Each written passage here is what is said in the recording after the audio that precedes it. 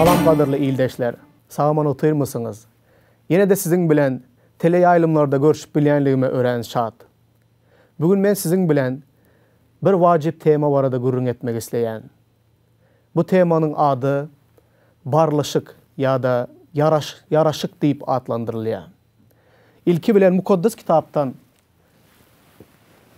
bu tema barada gurrun etmezden ozal.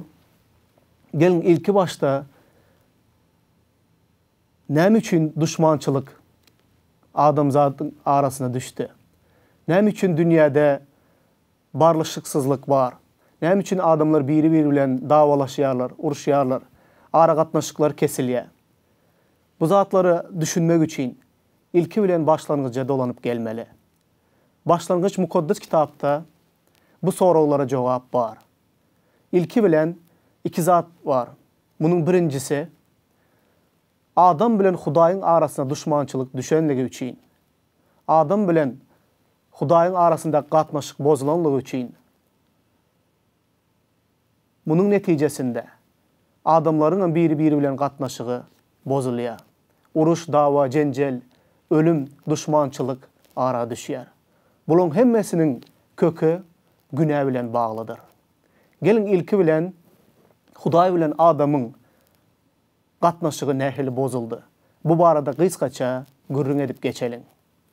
Kitapta yazılan, Rimlere yazılan hatın 5. babının 1. ayadında şeyle yazılan. Şeylelikte iman bilen aklananlığımız üçün Rabbimiz İsa Mesih arkalı Huday bilen yaraşığımız vardır. Rabbimiz İsa Mesih arkalı Huday bilen yaraşığımız vardır. Ne de İsa Mesih arkalı bizde Huday bilen yaraşık boldu? Näme yaraşık gerekti mi? Adam bilen Huday arasında yaraşık hökman mıdı? Näme katnaşık bozuk mudu? Arada düşmançılık var mıdı? Hava. Başlangıç kitabına qaydık gelsek, ilki başta yaradılışta Adam ata bilen Hava eneni Huday yarattı ve onları Eden bağında koydu. Onların arasında, Huday bilen arasında katnaşık şeyle yakındı. Adam ata bilen Hava ene entek günah etmendi. Onlar Huday'a, hazır bizim birimizi yüzümüzü görüp bilişimiz yağlı. Huday bilen yüzbeyiz görüşüyerdiler, gürleşiyerdiler, katnaşıyerdiler. Onların arasında şeyle yakın katnaşığı vardı.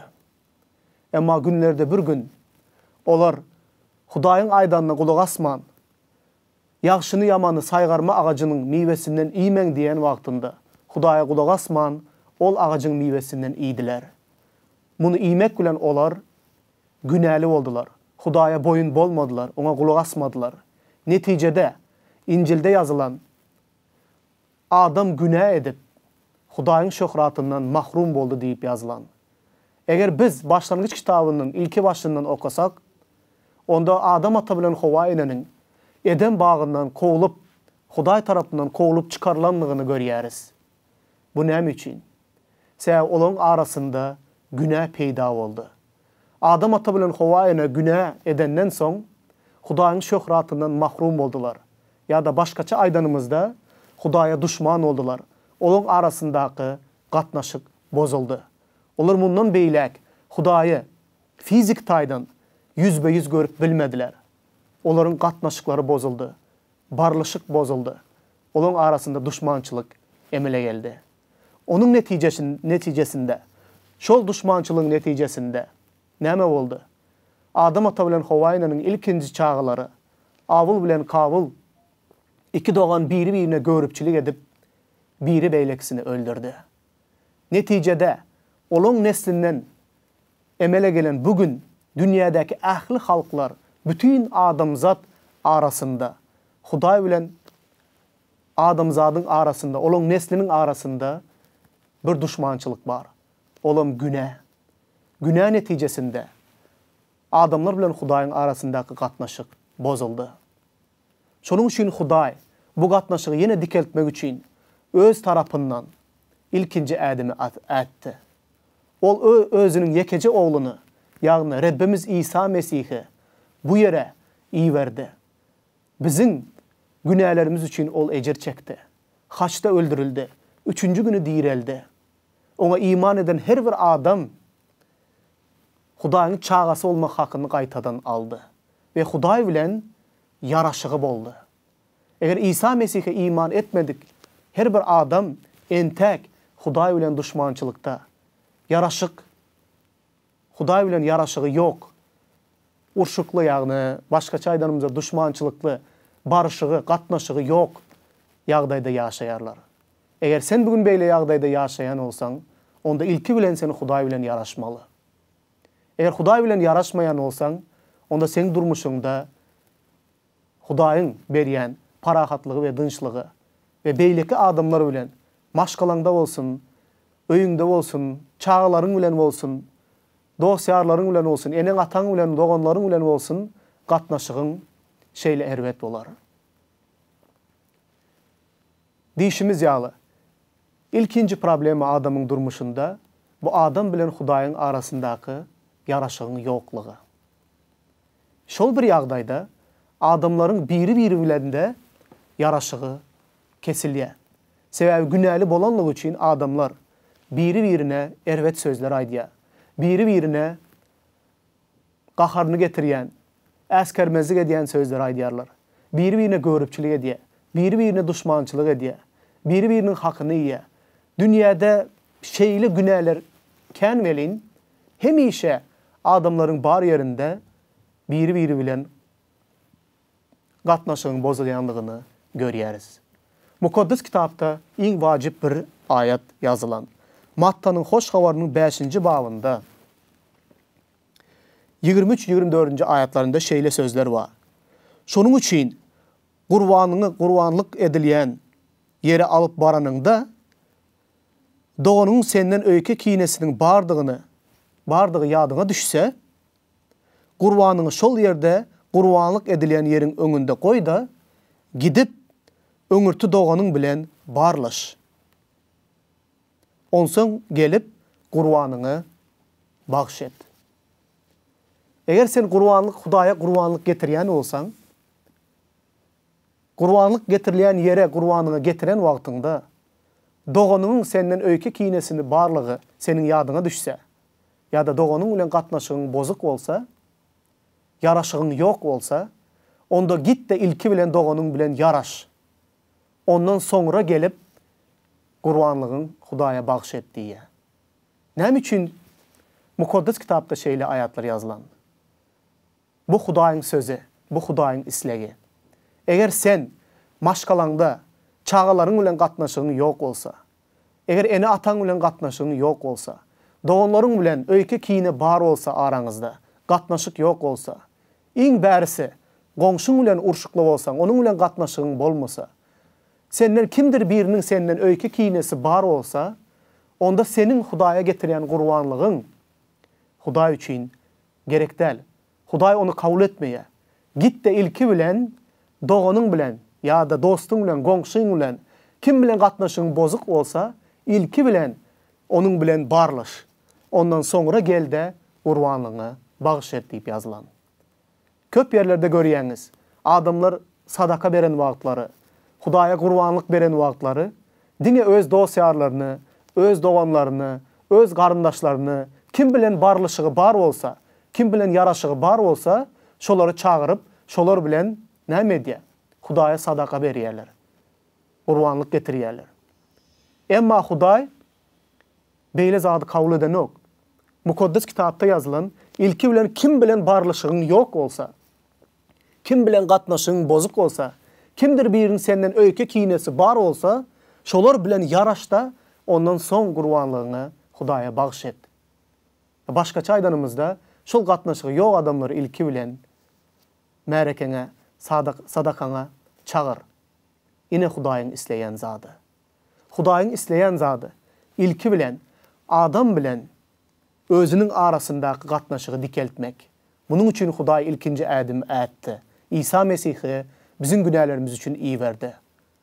Ona inanıp, onu kabul etsen yüreğine, ona durmuşunu bağış etsen, onda senin Hudaý bilen yaraşygyň bolýar. Günahların bağışlanıp, ebedi yaşayışa eýe bolarsyň. İkinci bir zat, sen daş döwreňdäki adamlar bilen hemişe barlışıkta, parahatçılıkta, yaraşıkta bolmalısın. Belki sen de şeyle sonra gelip çıkayandır. Men barlışmak isleyen, men yaraşık etmek isleyen, men gatnaşık etmek isleyen, emma karşıdaşım bunu isleyen ok. Sana aytacak bir sözüm var. İlki ädimi ättin mi? Barışacak olup, gatnaşacak olup ädim ättin mi? Eğer ädim äden olsan, onda sen öz tarafından edilmeli işe ettin. Barlışık, gatnaşık ya da yaraşık haçan dikelye. Haçanda iki taraftan hem adamlar şol bir zady isleyen wagtynda onda yaraşık bolup geçýär. Hudaý bilen adamın arasında da şeyle. Hudaý öz tarapyndan elini uzadýar. 2000 ýyl mundan ozal İsa Mesih'i yaraşık bağlaşmak üçin, günahlarımızın muzdu üçin onu yere iýberdi. Ol ölüp 3-nji güni direldi. Senin ve menin günahlarım üçin. Hudaý öz tarapyndan ýol açdy ve elini uzadýar. Sen bu yaraşığı kabul etmek isleýänmi? Eger sen bunu isleýän olsan, onda sen bilen senin yaradıcın Hudaýyň arasında gatnaşyk dikelýär. Sen baky ýaşaýyşa eýe bolarsyň. Şeýle de adamlar bilen, eger sen öz tarapyňdan äden olsan, beýleki tarap hem bunu isleýän olsa, onda gatnaşyk, yaraşyk emele geler. Eger yaraşyk emele gelmeýän olsa da, eger äden olsan, onda sen öz tarapyňdan edilmeli zady ettin. Gelin dowam ettirelim. Korintoslara yazılan 2-nji hatyň 5-nji babynda gaty gowy zatlar yazılıpdyr. Men şeýle gowy görýän bu zatlary, bu aýatlary, şonuň üçin muny size okamak isleýän. Serediň näme diýip yazılan? Korintoslara yazılan hatyň 2-nji Korintoslara yazılan hatyň 5-nji babynyň 17-nji aýatyndan okaýas. Şonuň üçin kim Mesihe bağlı olsa, ol täze mahluktur ya da täze yaradılışdır. Köne zatlar geçti, indi ählisi täze bolandır. Her ki zat Hudaýdandır. Ol bizi Mesih arkaly özü bilen yaraştırdı. Bize yaraştırma gullugyny berdi. Ýagny Hudaý dünýäni özü bilen Mesihde yaraştırdı. Yazıklaryny hasaba alman, bize yaraştırma sözünü verdi. Şeýlelikde indi hamala Hudaý biz arkaly haýyş edýän ýaly, biz Mesihiň ilçileridiriz. Mesih tarapyndan ýalvarýarys. Hudaý bilen yaraşyň. Biz ona bagly bolup, Hudaýyň dogrulygundan pay alar ýaly. Ol günäni tanamayan Mesihi bizim üçin günah gurbany etdi. Şu taýda täsin zatlar yazılan. Kim Mesihe bagly bolsa, ol täze mahlukdur. Köne zatlar geçti. Indi ählisi täze olandır. Sen durmuşunda nähili zat bolan olsa da, nähili öýke kine, nähili düşmançylyk ara düşen olsa da, ähli zady unut. Sen Mesihe iman etsen, onda sen täze mahluk bolýan, täze yaradylış bolýan. Köne zatlar geçti. Indi ählisi täze olandır. Şonuň üçin düşmanlaryň bilen yaraş, öýke kinesi bar adamlary bilen gatnaşygyny dikelt. Hemişe yaraşykda, parahatlıkta yaşa. Sebebi sen indi täze yaradılış.